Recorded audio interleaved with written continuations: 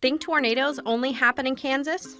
Think again. In July of 2018, an F-0 tornado touched down at Thomas Jefferson High School in the Lincolnia neighborhood, and the damage was eye-opening. There is nothing you can do to stop a tornado's destructive force, so you must prepare to survive it. Keep yourself informed of changing weather. Monitor NOAA Weather Radio or local news for critical information from the National Weather Service. When a tornado warning is issued, go immediately to the lowest level of your building, to an interior room or hallway.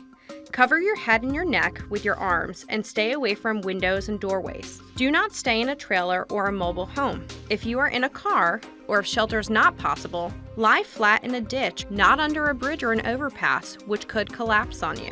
Stay informed and sign up for Fairfax alerts. It might just save your life. Visit Fairfax County Office of Emergency Management online for everything you need to know about being ready for a tornado.